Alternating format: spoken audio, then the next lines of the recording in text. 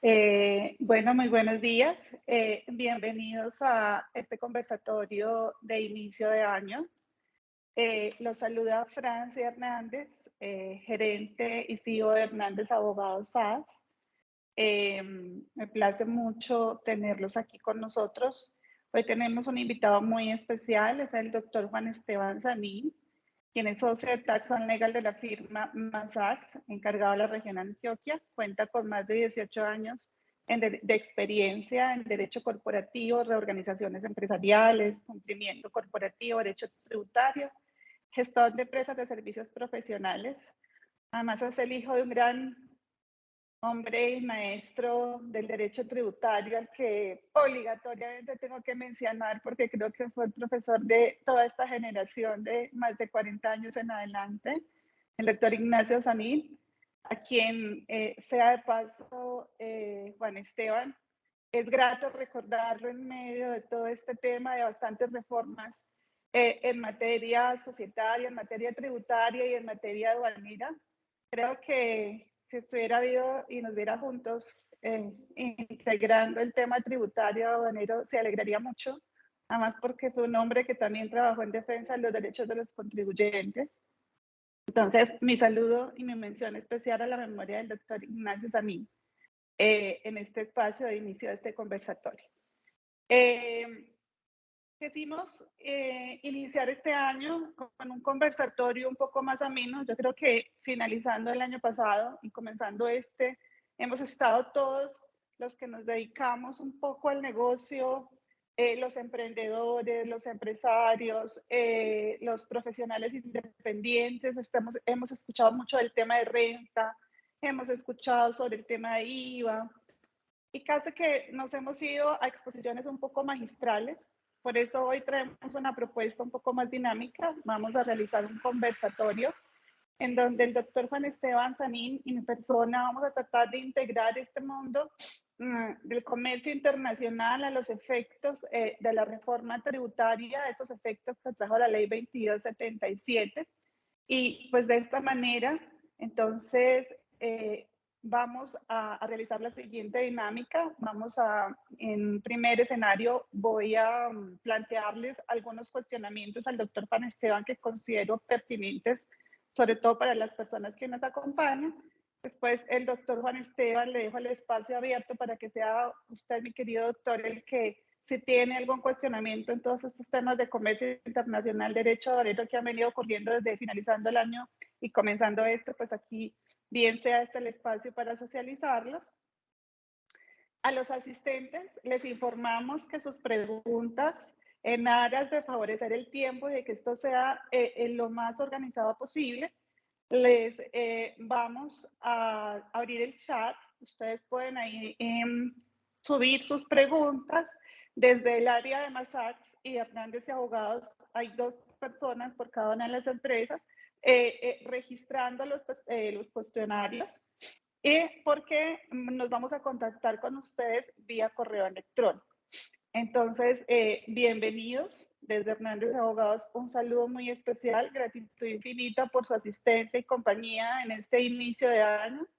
Le doy el espacio al doctor Juan Esteban Sanín para que nos haga una presentación de Mazars y esta alianza estratégica de Hernández y Abogados y Mazars para integrar el derecho tributario y el derecho aduanero.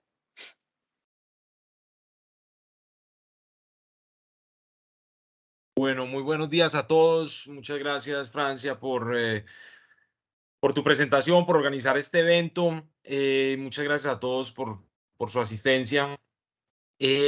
Pues para mí es muy grato poder iniciar el año con esta presentación conjunta de nuestras firmas, porque nosotros somos firmas que trabajamos en alianza estratégica buscando alcanzar los mejores intereses de nuestros clientes en lo que mejor hacemos. Francia es nuestra aliada en temas de comercio internacional, en temas de aduanas y comercio exterior. Y pues Mazars es una compañía que presta todos los servicios profesionales que pueda necesitar una empresa para desarrollar a cabalidad sus negocios en Colombia. Contabilidad, revisoría fiscal, servicios legales, servicios tributarios. asesoría financiera y consultoría.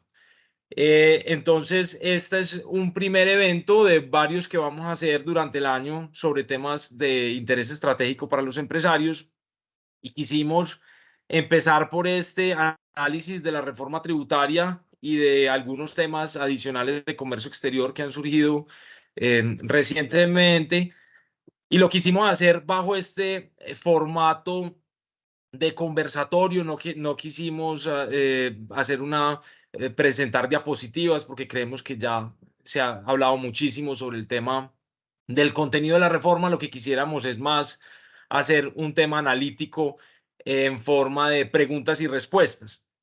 Entonces, pues dicho eso, pues le doy paso a la doctora Francia para que me haga sus preguntas.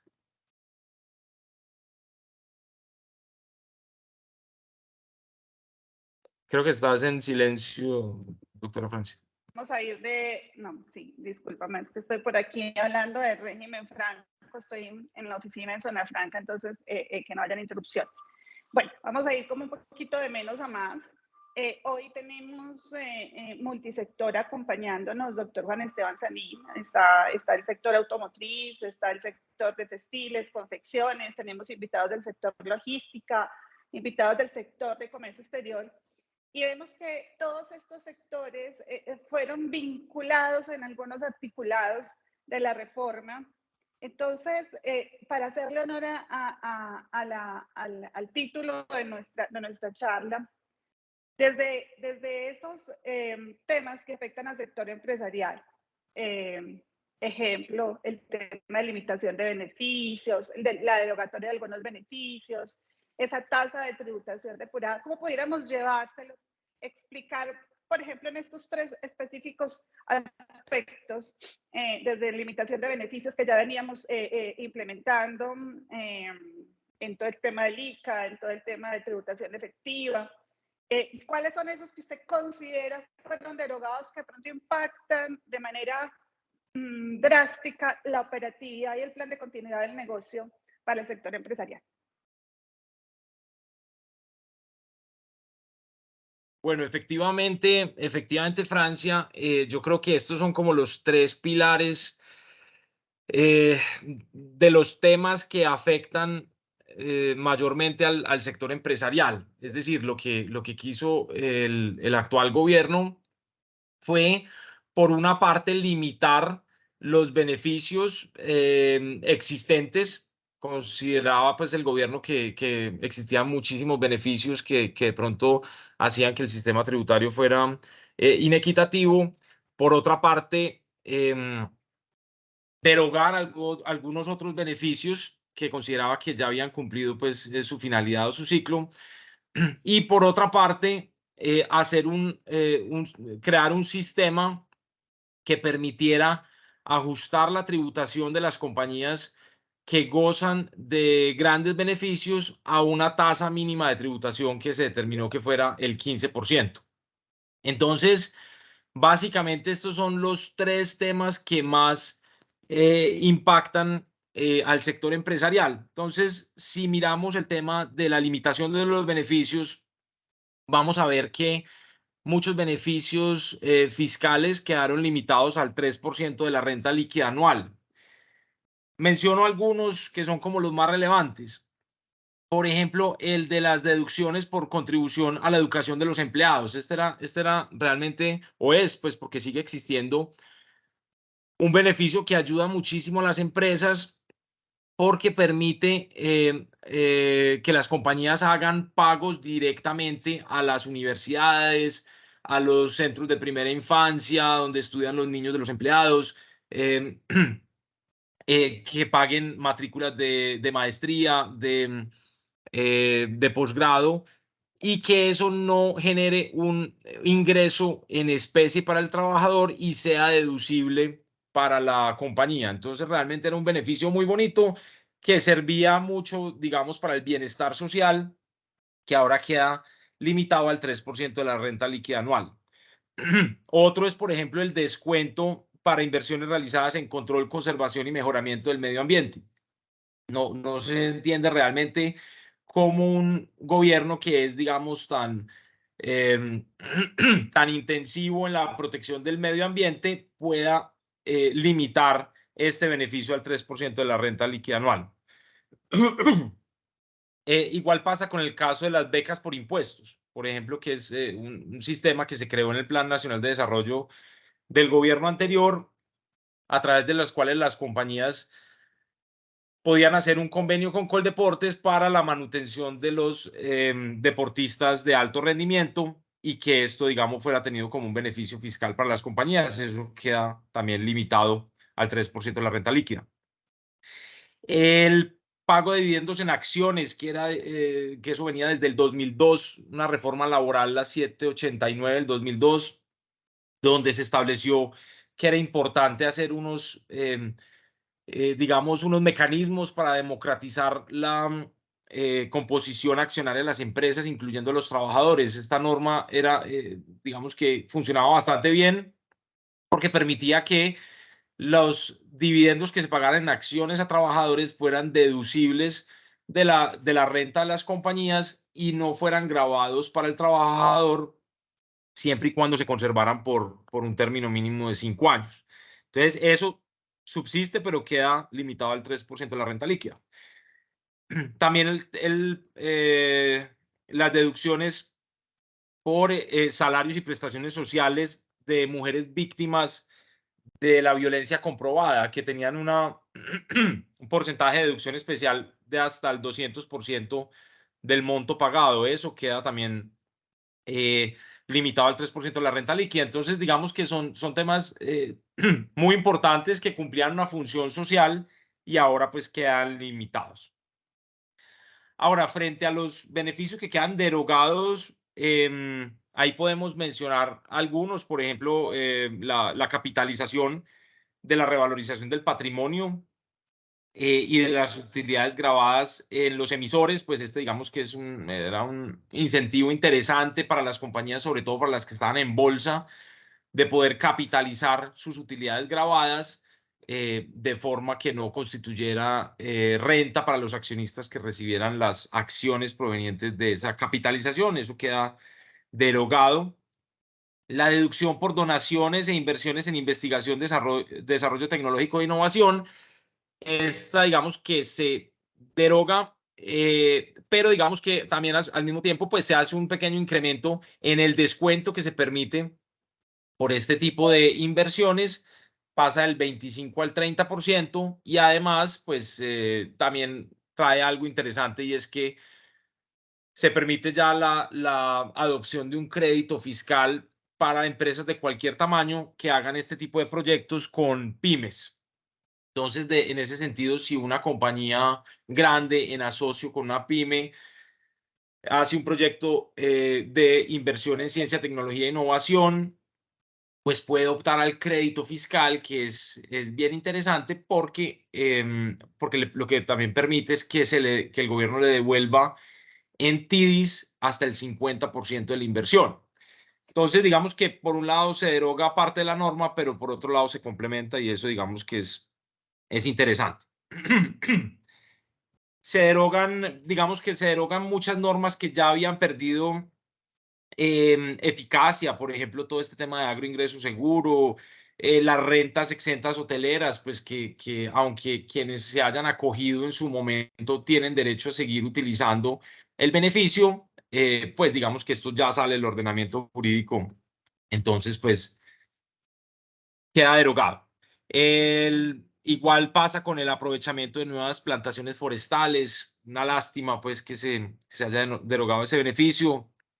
Transporte, prestación de servicio de transporte fluvial con embarcaciones y planchones de bajo calado, pues entonces digamos que al sacrificar este tipo de beneficios, pues lo que se hace es que se demora, el progreso va a llegar, digamos, de forma más lenta, porque pues digamos que los proyectos económicos no van a ser tan atractivos, no van a ser tan atractivos.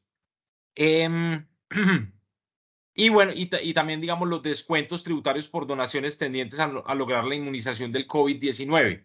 Realmente, pues, esto, aunque pues ya pasó la emergencia sanitaria, realmente la pandemia no se ha acabado y es una lástima que las compañías no puedan tomarse este tipo de donaciones. Entonces, eso respecto de em, de las limitaciones y de las derogatorias. Ahora, perdón. Ahora, pasemos a mirar qué es esto de la tasa de tributación depurada. Este, digamos que es el tema más complejo y el tema más discutible que trae la reforma y es sin duda el tema que mayor impacto va a tener.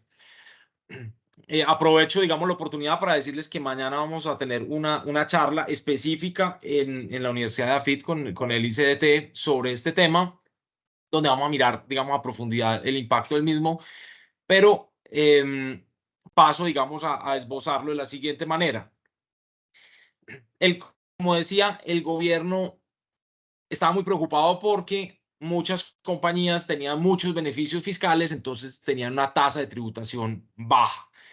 Entonces, ¿qué es lo que diseña el gobierno? El gobierno dice, mire, pues vamos a montarnos en la tendencia internacional, que es la tendencia del Pilar 2 de BEPS, que realmente, pues digamos que no se aplicó tropicalizado porque realmente el Pilar 2 de BEPS es para compañías multinacionales que facturen más de 750 millones de dólares. Acá en Colombia, pues aplica para todas las empresas, independientemente de su facturación.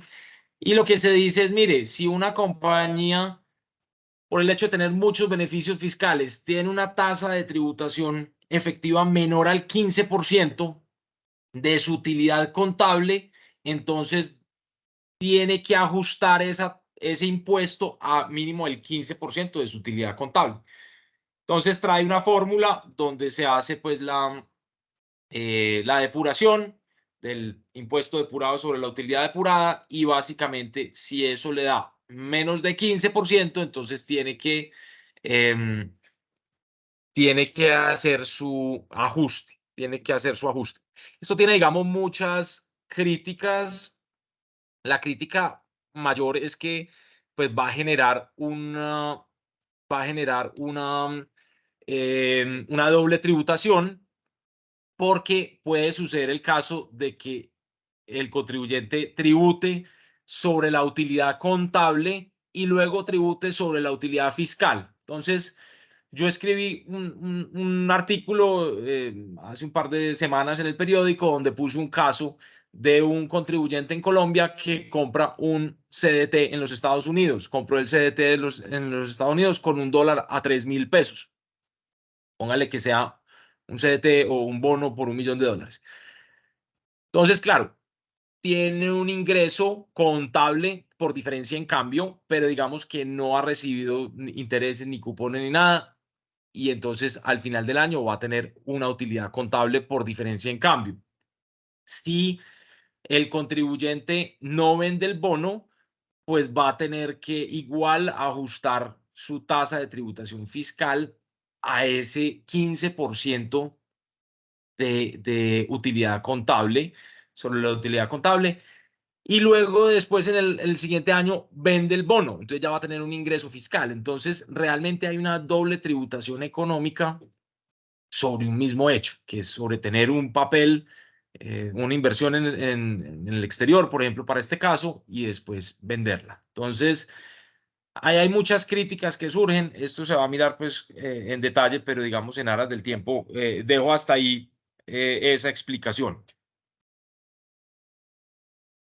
Bueno, doctor Juan Esteban, yo puedo advertir que en el proceso de reforma tributaria, muchos de los que asesoramos sectores vinculados a los metales preciosos levantamos la mano cuando discutimos ese tema de la exportación, ese impuesto que se le iba a imponer en la exportación, por ejemplo, extraordinaria de oro o de petróleo y carbón. Pero vimos un resultado finalizando el año pasado bastante interesante. En el 2022 fue un año histórico, definitivamente para las exportaciones no tradicionales, para esos bienes no mineroenergéticos.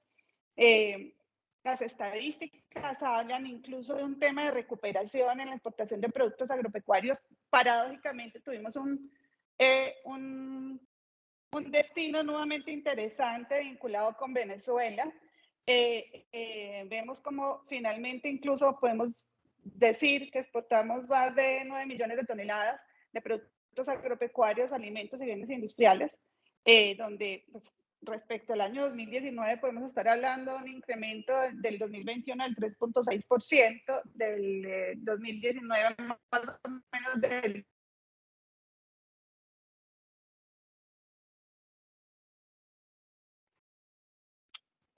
¿me escuchan ahí? ¿Se fue la señal? Para el sector automotriz, interesante también de poder exportar sus bienes.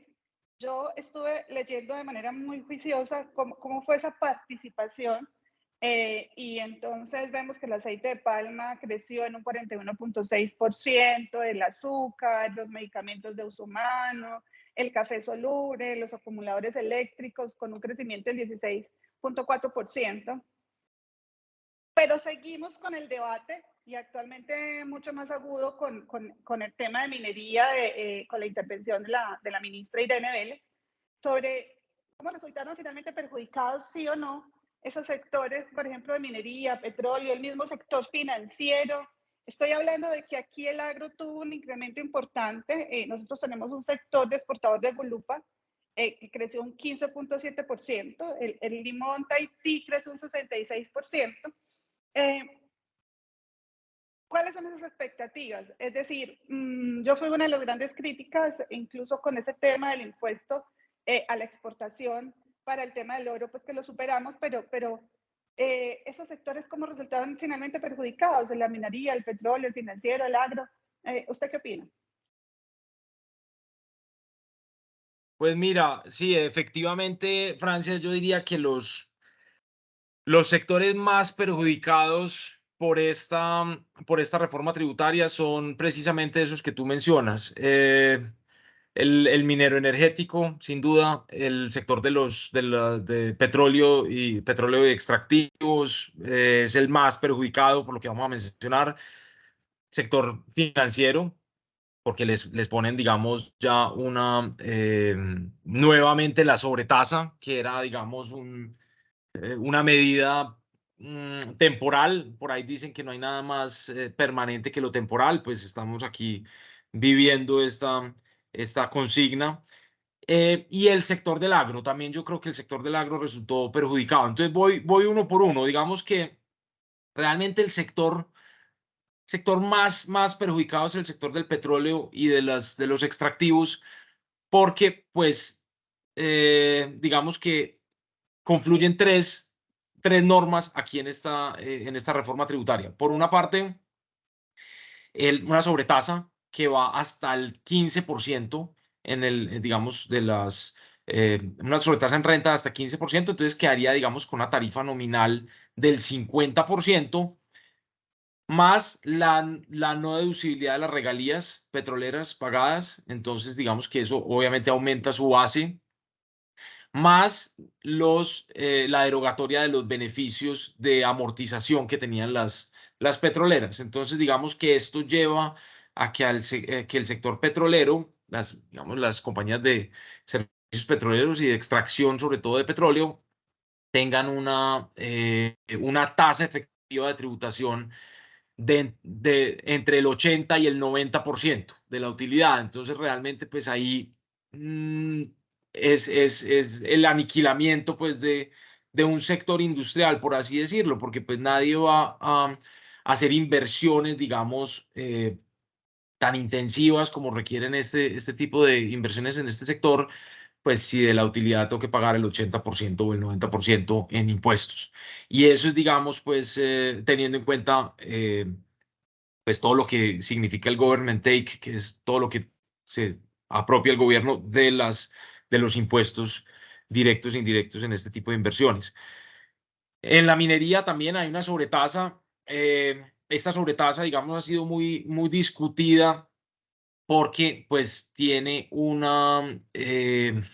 digamos que hay un principio constitucional tributario, y es que los impuestos tienen que tener los 5 elementos de ley, dentro de lo cual está la tarifa, y la tarifa en este tipo digamos, la determinación de la renta para este tipo de compañías es muy confusa, porque la UPME y la ANH tienen que determinar cuáles fueron los precios promedio de los commodities de los últimos años para mirar si la compañía está dentro de determinados percentiles y, digamos, de acuerdo a ello, pues, qué sobretasa le corresponde. Entonces, ¿qué es lo que va a pasar? Que las compañías durante el año no van a saber cuál es su tarifa efectiva de renta, no saben si van a pagar al 35, al 40, al 45 o al 50. Y eso obviamente viola el principio de certeza tributaria. Entonces, digamos que ese es algo que se está discutiendo. En este momento hay 14 demandas de constitucionalidad presentadas contra la reforma tributaria, y una de ellas está presentada pues por este tema específico. En el tema del agro, pues se derogó el beneficio de la renta exenta del agro.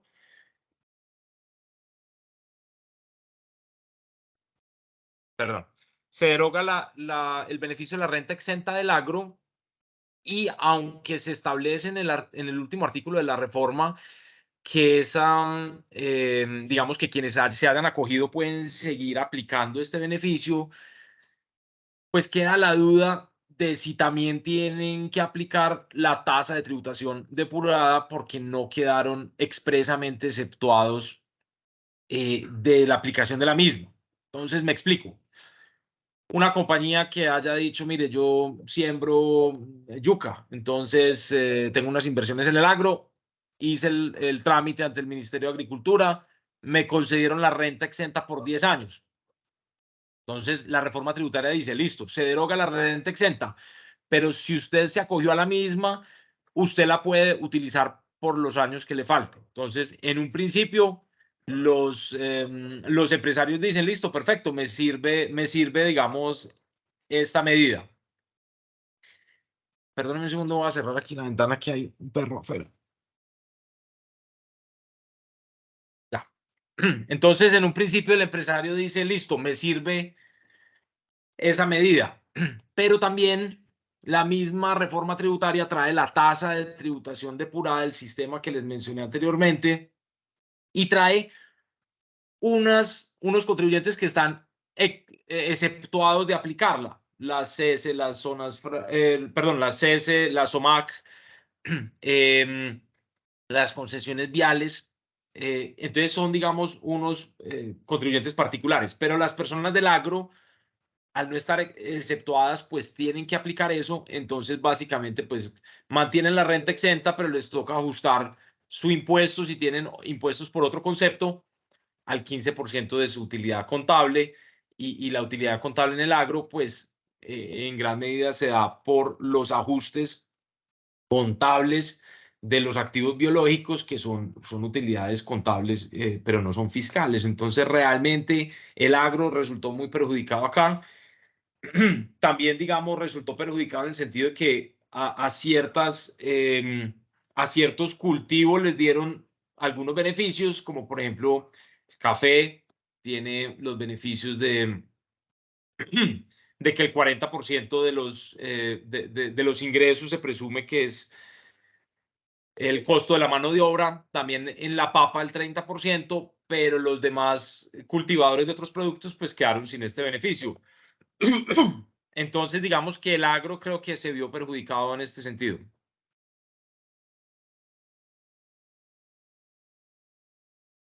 Bueno,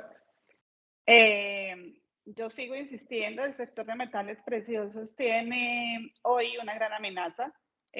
Nosotros que tenemos dentro de nuestro core el negocio y la asesoría, sobre todo en el tema de las comercializadoras y el régimen de zonas francas para exportación de oro, seguimos insistiendo que esta propuesta de gobierno, esta idea de gobierno, de que finalmente el Banco de la República sea el único comprador de metal, nos parece que puede ser impropia, pues porque definitivamente el Banco de la República se ha desligado a la intermediación y pues debe dedicarse a atender su principal función, que es la de regular la tasa política monetaria y controlar la inflación.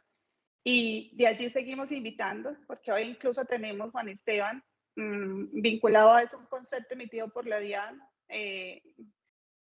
soportados simplemente en un tema de fiscalización y ausencia de capacidad de fiscalización. Y más adelante vamos a hablar incluso de esa competencia especial que por ley 2277 se le dio al Ejecutivo para ampliar y mejorar la planta de la entidad, pero ahí sí, dentro de esas políticas TAC, hoy tenemos, por ejemplo, un freno, te quiero comentar, de esas ventas que hacen las comercializadoras internacionales de oro hacia zonas francas con el entendimiento de si efectivamente se causa o no se causa la retención, no se causa o no se causa el tema del IVA en esa exportación y en esa negociación que ha parado mucho ese flujo de la utilización, por ejemplo, estas figuras de comercializadoras y de metales. Esta condición aduanera, por ejemplo, que tienen los exportadores de metales de no poder, por impedimento legal, por ejemplo, de exportar con datos provisionales, también hace muy complejo el tema del reintegro, efectivamente, el cerrar las operaciones,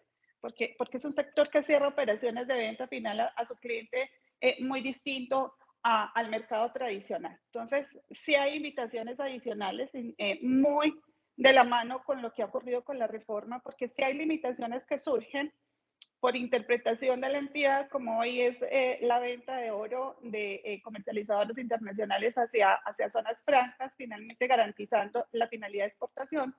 Esa como una limitante, la otra la prohibición, por ejemplo, de exportar con datos provisionales cuando es la necesidad real para el cierre, porque finalmente tú cierras contra el mercado. Y abrirnos un poco a qué se busca proteger con esa legalidad, qué se quiere, ese control efectivo en la explotación y volver a pensar en ideas de encadenamientos productivos, sobre todo en materia minera energética. Esos encadenamientos productivos son muy necesarios. También se están proponiendo, por ejemplo, encadenamientos productivos inteligentes para el sector de la industria automotriz, porque hoy hay que vincular todo ese tema de encadenamiento para el aprovechamiento tributario efectivo en ese relacionamiento de productores, exportadores e importadores. Doctor Juan Esteban, viene un tema importante que digamos que nos convoca y es esos efectos de la reforma tributaria frente al comercio exterior. Diríamos que lo voy a invitar a que hablemos en dos grandes escenarios. Un escenario es lo que se tocó frente a la presencia económica significativa y ya me voy a explicar el por qué. Y el otro escenario es a este tema del tratamiento del 240 sobre las limitaciones del uso del régimen franco con la condición de exportador. El primero, se lo explico, muy importante. Actualmente vemos como nuestra economía y nuestros industriales y nuestros comerciantes se dinamizan y entienden cada vez más que pueden ir afuera no solamente a comprar sus productos para comercializarlos en el país o también a comprar sus materias primas para transformar y comercializar en el país y posteriormente exportar, sino también tenemos que a raíz de la suscripción de estos acuerdos de colaboración, de fiscalización conjunta, de doble tributación, pues vamos teniendo esa presencia también societaria de inversión extranjera de capital colombiano en el exterior, con la finalidad de que allí se generen unos centros efectivos de compras más allá de las famosas offshore, que finalmente sí son un canal o un instrumento necesario para hacer una muy buena planeación tributaria. Al vincular esta inversión extranjera de capital colombiano en el exterior, en la creación de sociedades que finalmente sí son un instrumento productivo y engranan toda la cadena de comercialización porque se constituyen incluso en sus comisionistas de compra o incluso en el proveedor mismo. Entonces aparecen, y no de ahora, desde reformas anteriores, lo vemos desde la reforma de la ley 1607-2013, de 2012, perdón, cuando empezamos a dar ese tratamiento a lo que se entiende por vinculados económicos, y poco a poco van apareciendo en nuestra legislación aspectos como precios de transferencia, declaración de informes activos en el exterior, sede efectiva de administración, que también fue tocada aquí en esta reforma, entidades controladas en el exterior.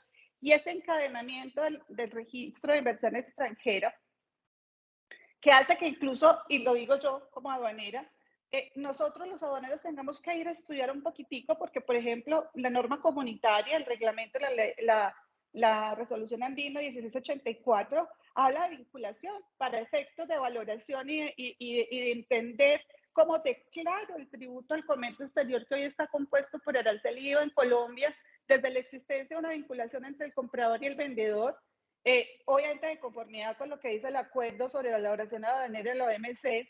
Nuestra norma aduanera también desde el decreto 65 toca aspectos de vinculación económica en su artículo 123 cuando habla de subordinadas y de sucursales y agencias y establecimientos permanentes.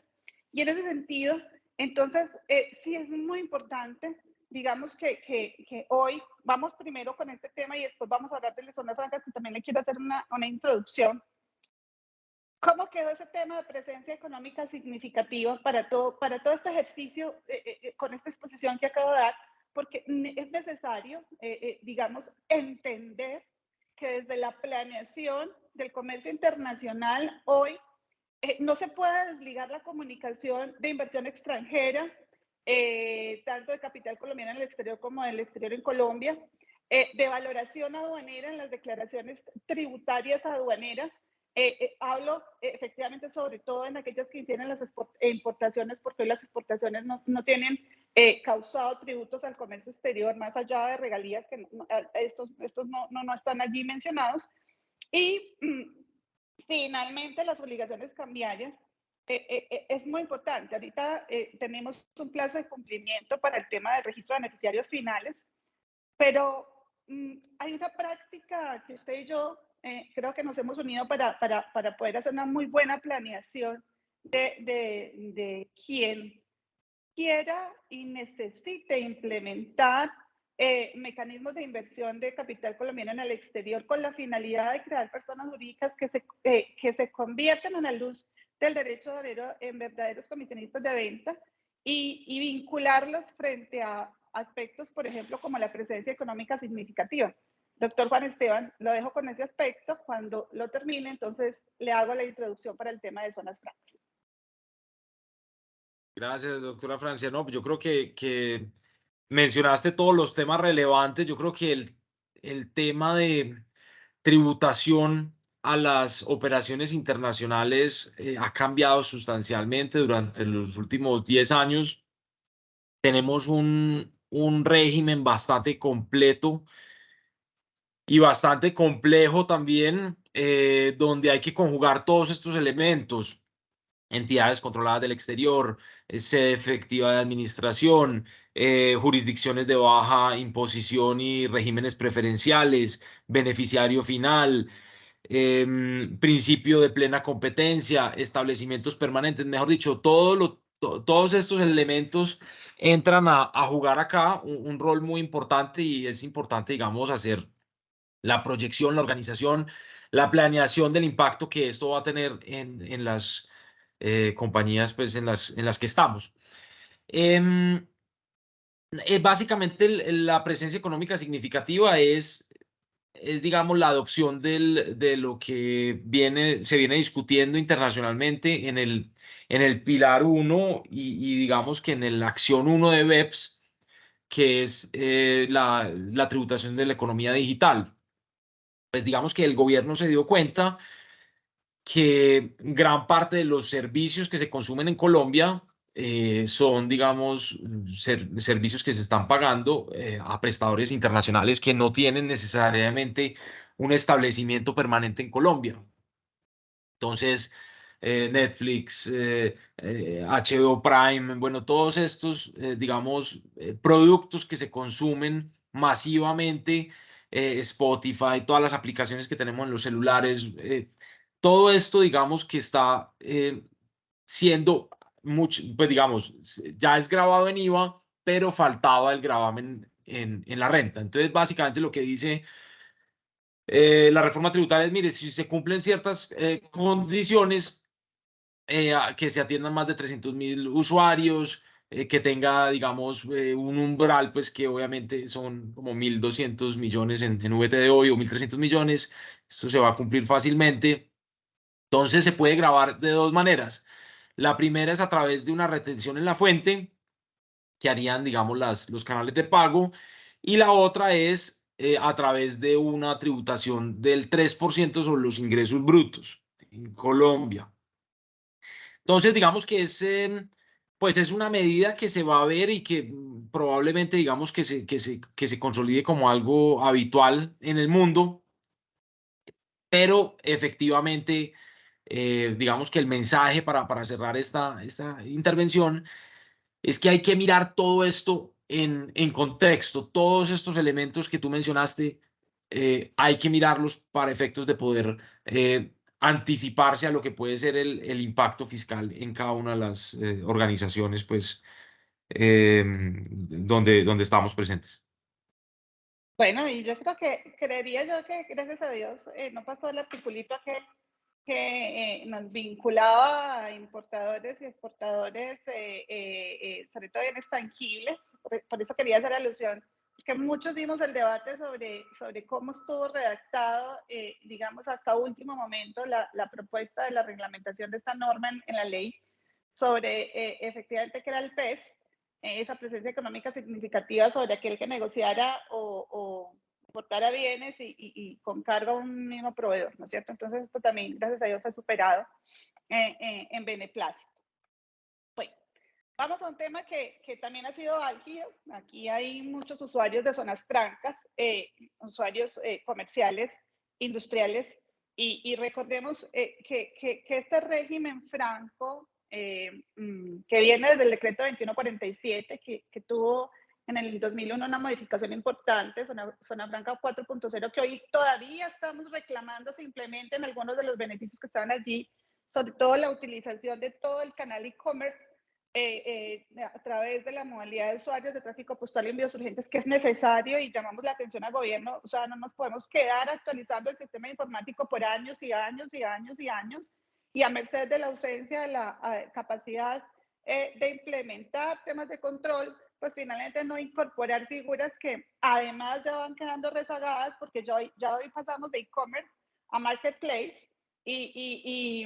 y tenemos que también migrar a una regulación cambiaria en este tema de marketplace, porque definitivamente nos estamos quedando limitados, cada vez más estamos utilizando este mecanismo de comercialización a través de estas plazas o mercados digitales que hoy limitan el régimen franco y que fue incorporado y que no está actualizado. Pero hoy tenemos un tema y es importante advertir en primer lugar que el régimen franco en Colombia viene regulado desde el año 2005 por la ley 1004, que allí como instrumento que promociona efectivamente el incentivo, la inversión extranjera, el desarrollo social local y además obviamente la diversificación del tema del comercio internacional a través de poder promocionar con mayor eficiencia la diversificación de exportaciones.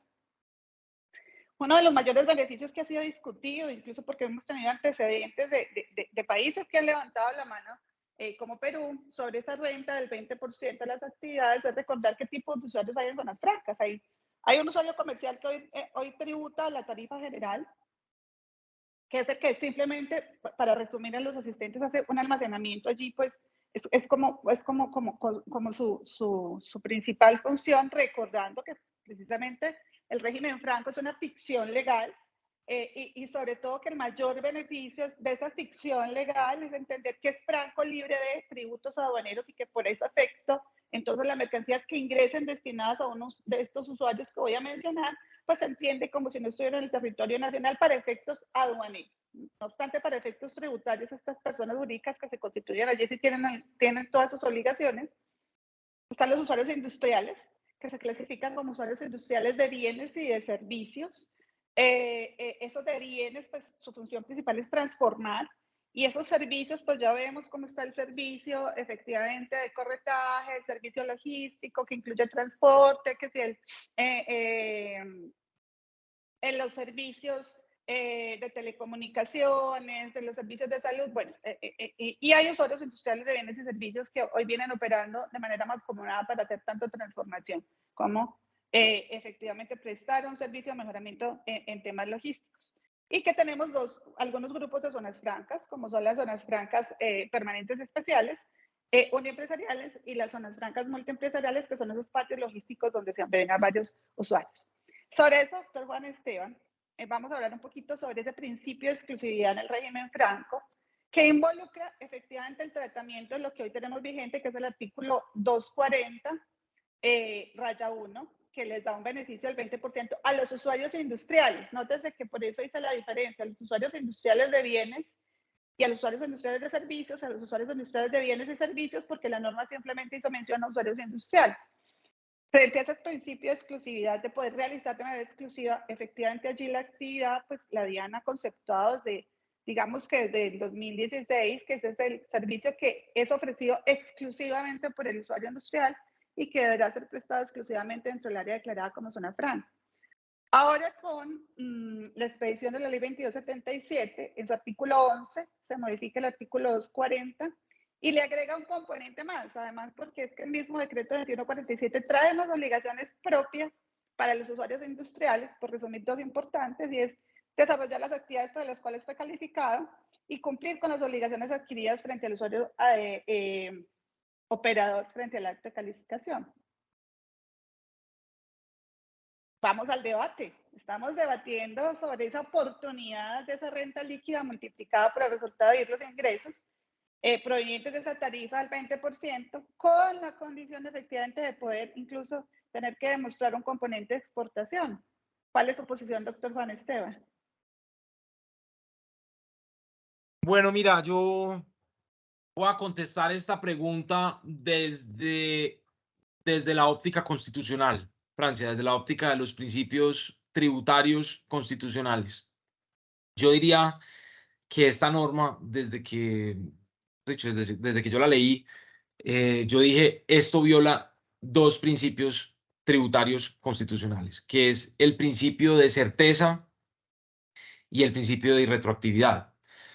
¿Por qué viola el principio de certeza? Cuando el parágrafo sexto dice únicamente podrán aplicar lo dispuesto en el inciso primero del presente artículo los usuarios industriales de zona franca que en el año 2023 o 2024 acuerden.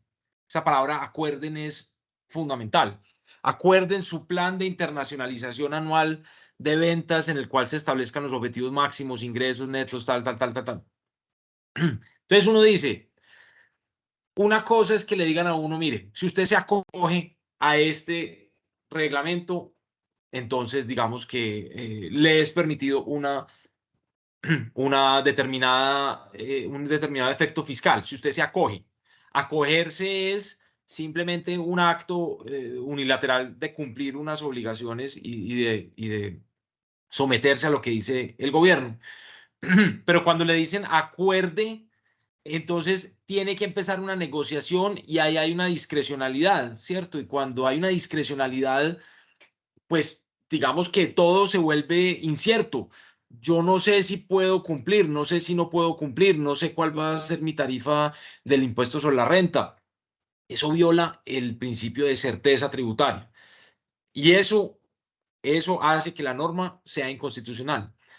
Ahora, el tema de la irretroactividad se da por lo siguiente, porque es que una cosa es que te digan, mire, a partir de este momento, quien se acoja a los beneficios del régimen franco tendrá este tratamiento. Entonces usted mira si se acoge o no se acoge, o si hay otro camino, o si es mejor, no sé, optar por otra estructura societaria o tributaria.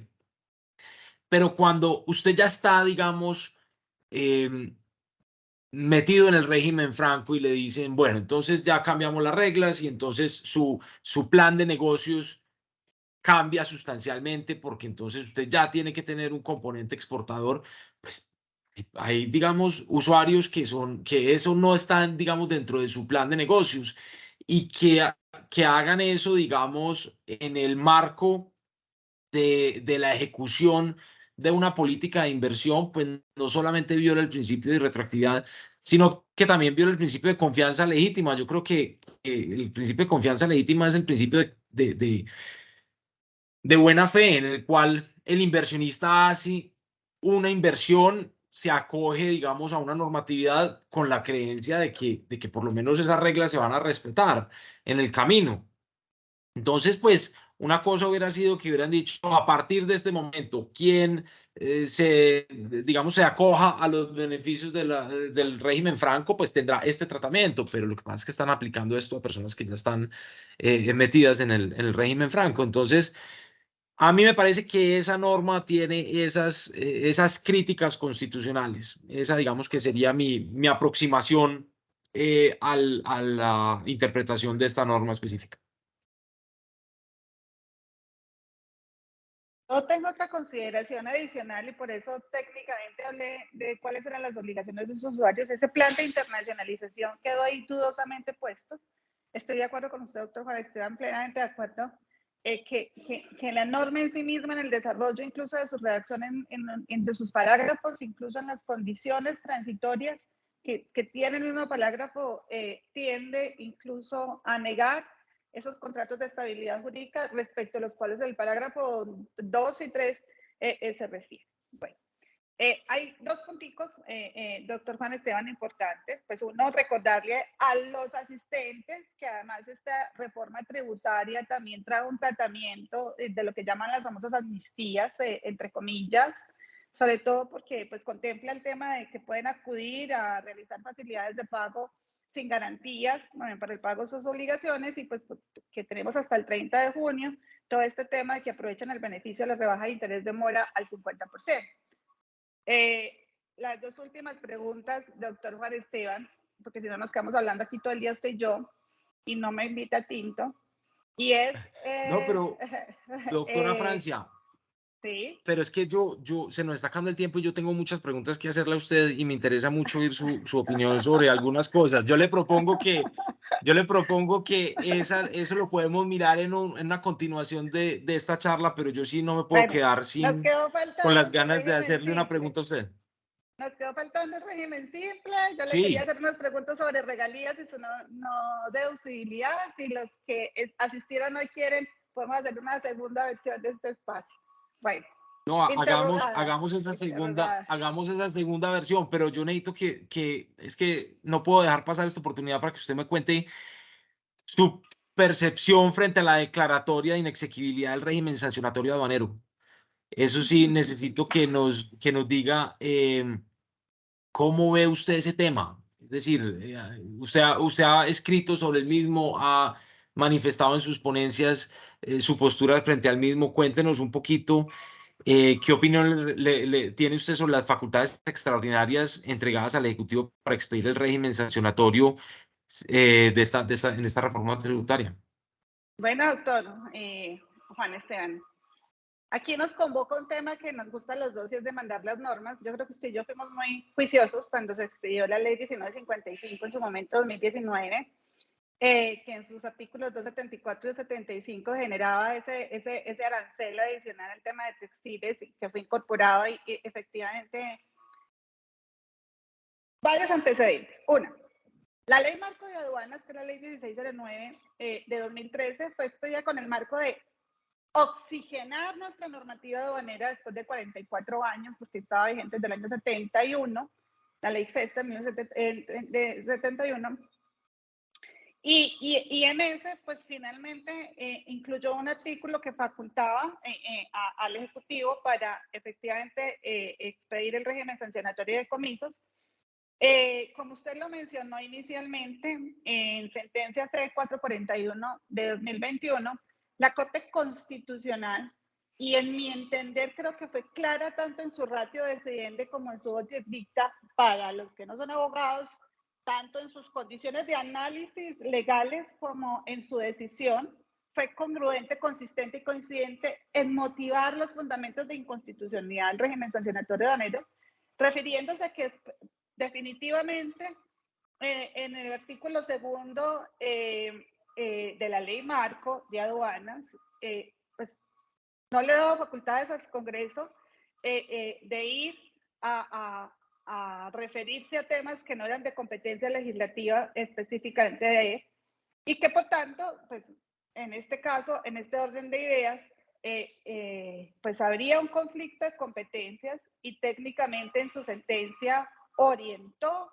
a que fuese a través de ley ordinaria que se regulara el régimen sancionatorio aduanero de procedimiento y de decomiso de mercancías, porque efectivamente son competencias legislativas diferentes.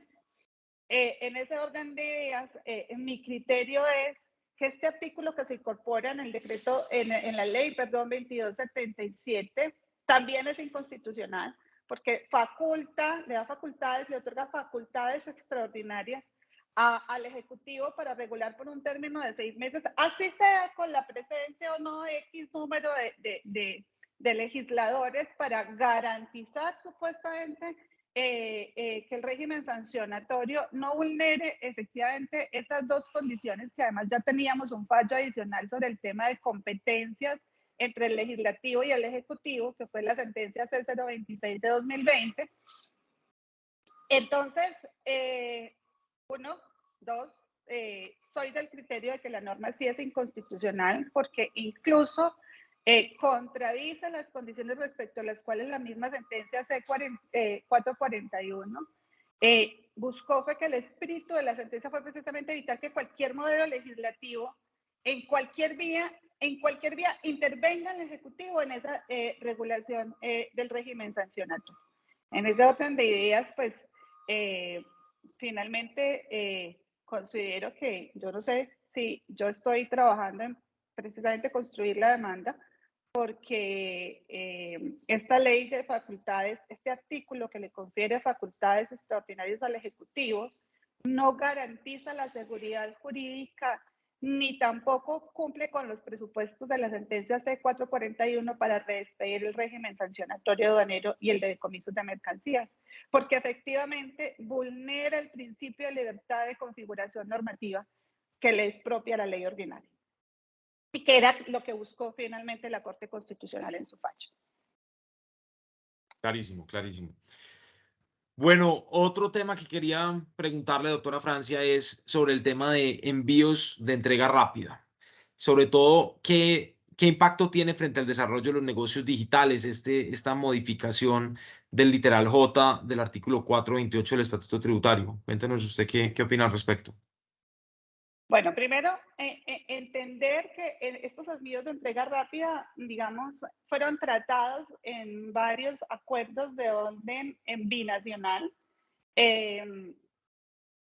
respecto a los cuales nuestra legislación tenía que moverse en dos componentes. Y aquí es importante diferenciar, Juan Esteban, que uno es el componente del arancel de aduanas y el otro, o del gravamen arancelario, que está expresamente negociado en algunos acuerdos, como en el de Corea, por ejemplo, y en otros se habló de impuestos, que nosotros en nuestra legislación aduanera, dentro del artículo 1165, llamamos tributos al comercio exterior, que está compuesto por el arancel de aduanas, el gravamen arancelario, más el IVA, que en este caso es lo que han venido tocando las normas tributarias. Vuelvo y digo, no es primera vez que se toca, ya con el artículo 53 de la ley 2155 se había tocado la exclusión del IVA en los envíos de entrega rápida que no excedan $200, y el legislador no fue caprichoso respecto a los $200, porque es que resulta que ya traíamos, digamos, algunas obligaciones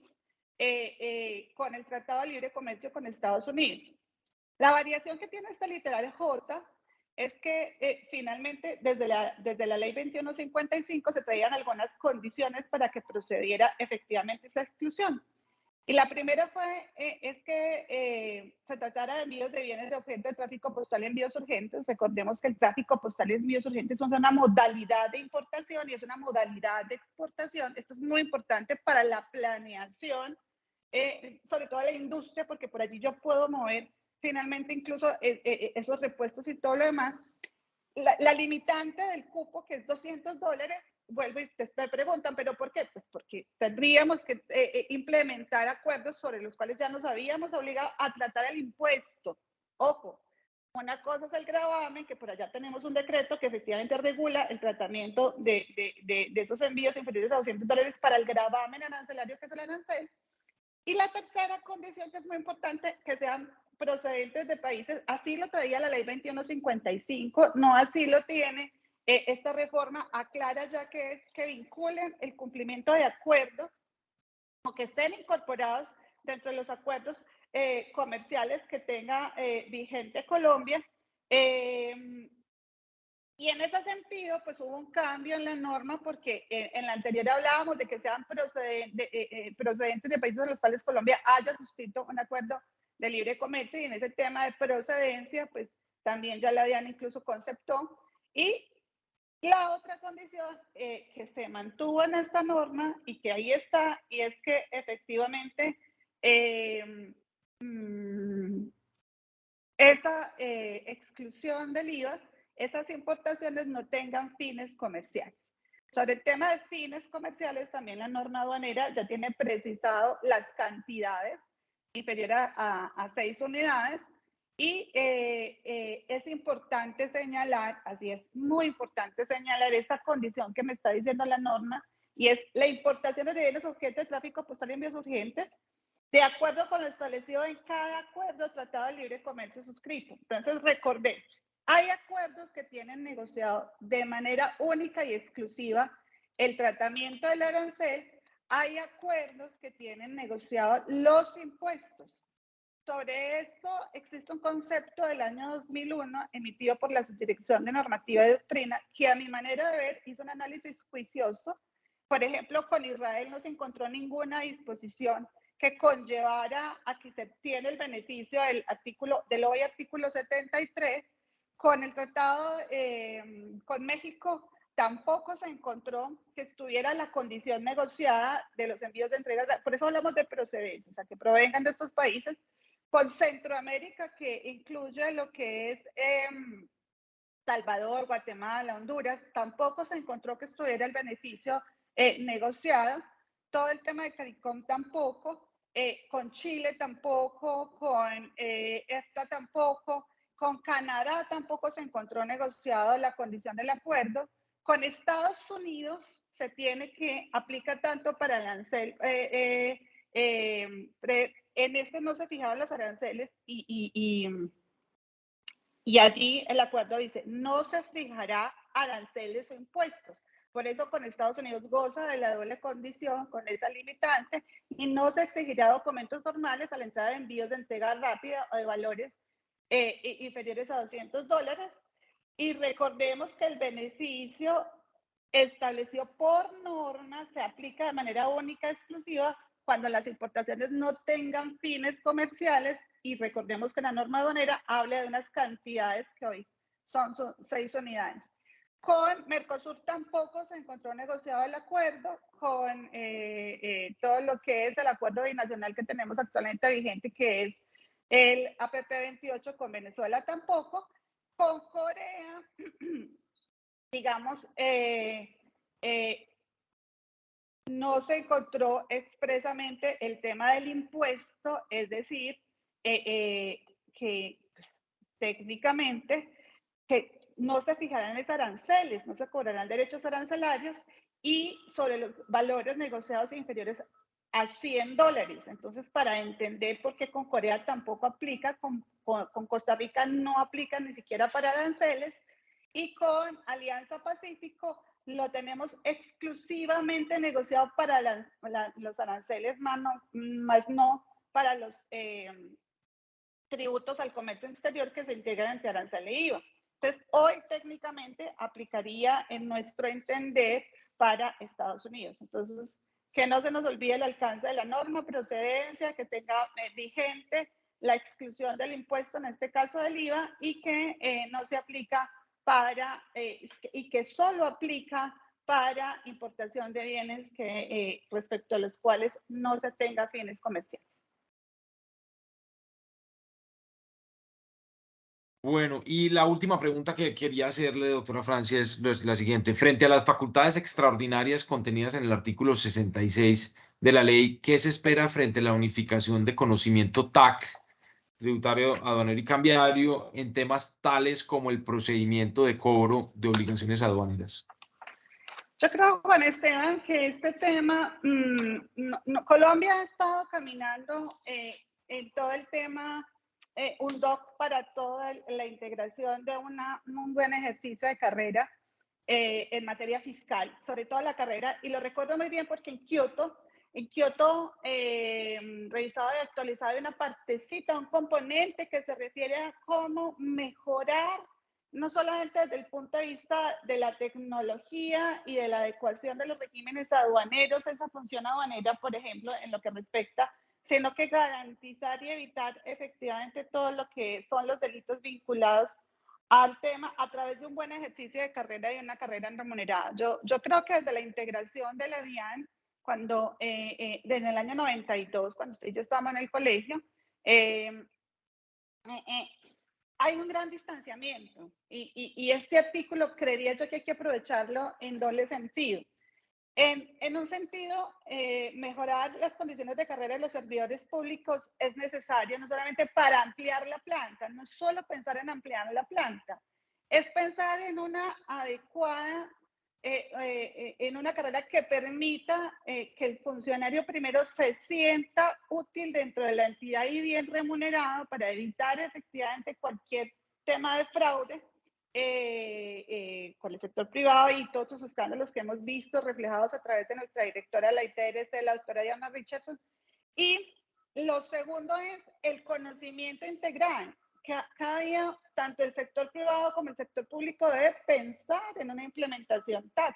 Porque cuando tú haces un reclamo, y lo vemos mucho, y quisiera, y qué bueno que me preguntas sobre este tema de obligaciones tributarias, vemos, por ejemplo, como las áreas de cobranzas desconocen la norma aduanera, desconocen qué es lo que dice la norma aduanera y desconocen a su vez finalmente cómo cobran la obligación aduanera. Hoy tenemos desde el año pasado una gran discusión sobre efectivamente qué tipo de procedimiento de cobro coactivo siguen la dependencia de cobranzas al tenor de lo que el procedimiento de cobro se paga, de entender que la obligación es exigible desde el momento mismo en que efectivamente se impone la sanción, o si hay una remisión expresa, sí o no, de la norma aduanera del procedimiento tributario.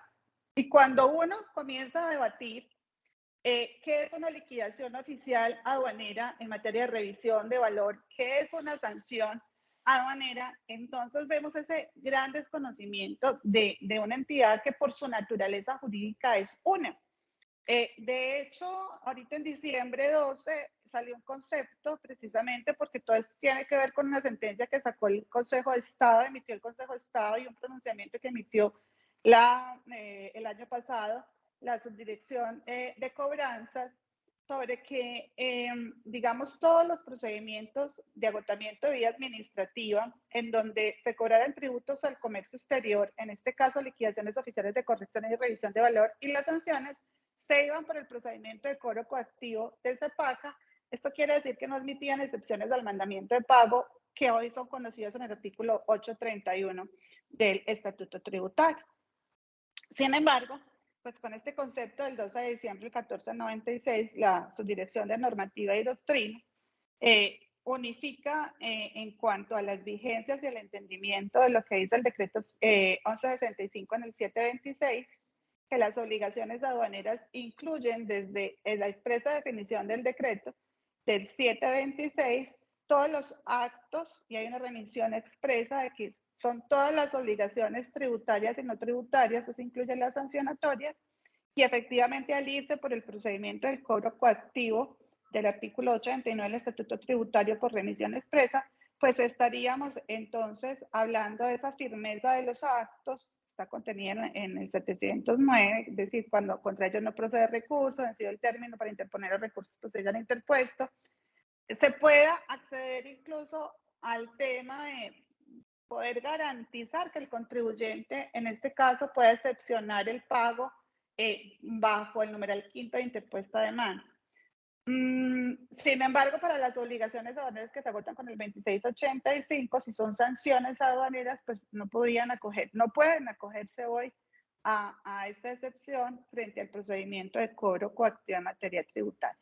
Entonces, tres cosas importantes. Este mejoramiento de la carrera, nosotros quisiéramos advertir que no sea solamente por un incremento en la planta, sino que efectivamente se convierta en una oportunidad para integrar a la planta funcionarios que piensen en sentido TAC, y de hecho el artículo mismo remisiona a eso, remisiona a buscar una eficiencia en el fortalecimiento institucional de la entidad y que esa eficiencia redunde en la seguridad jurídica para el contribuyente en la medida de que el funcionario piense en la tridimensión y no tengamos que generar reprocesos por actos administrativos en pleno desconocimiento de incluso conceptos básicos en cualquier orden, en orden tributario, aduanero y cambiario, que es la realidad. Es decir, yo le hago una pregunta, cuando usted va al área de impuestos, pues desconocen plenamente el área de aduanas, conceptos básicos, sobre temas de importaciones, y cuando usted, por ejemplo, hoy que estamos vinculados en algunas discusiones en materia aduanera sobre liquidaciones oficiales en el tratamiento de IVA, en reimportaciones, pues vemos y sentimos esa misma soledad en la fundamentación y la motivación de los actos. Entonces, que efectivamente ese espíritu que dice la norma, que sirva para una eficiencia en el recaudo, una liquidación efectiva y una discusión en el cobro de las obligaciones tributarias, aduaneras y cambiarias, nos sirvan para garantizar la seguridad jurídica en una formación TAC de funcionario de la contribución.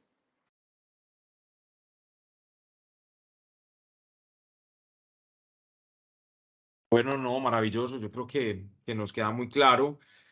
Y creo que deberíamos ir programando como otro café tributario aduanero para seguir hablando de temas, porque hay muchos temas pues que se nos quedan en el tintero, pero y que por temas de tiempo no podemos abordar, pero será un placer pues coordinar una nueva sesión para irlos abordando.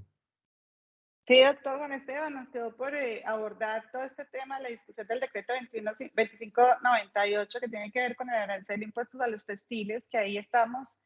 De paso, sea decirle a los asistentes, nuestra oficina solicitó revisar la legalidad del concepto emitido por el Ministerio de Comercio, Industria y Turismo, donde para esas mercancías que ya habían sido embarcadas a zona franca antes de la vigencia del decreto se les viene exigiendo y negando el levante de las declaraciones.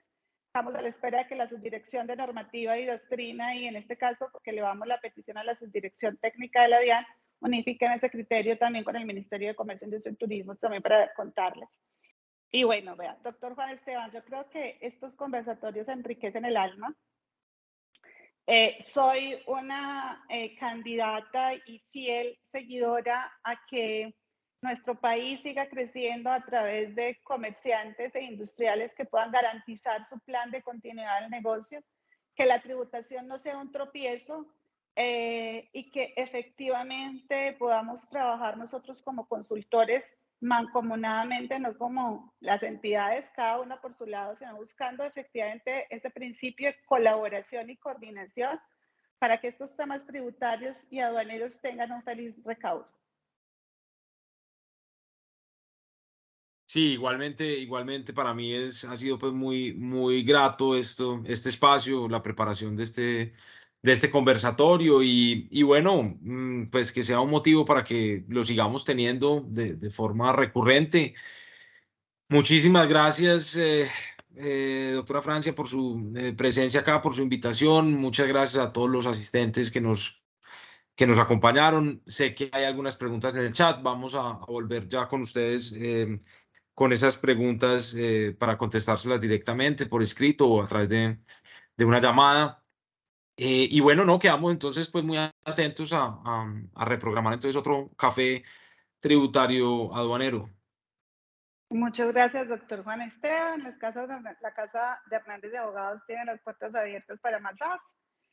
También para nuestros clientes, amigos y colegas que nos acompañan, gratitud infinita por su presencia, 101 personas todavía conectadas en esta sala, doctor Juan Esteban. Y bueno, al final de esta charla les vamos a dejar Juan Carlos Présiga, nuestro ingeniero de sistemas en la oficina, va a comenzar a proyectarles.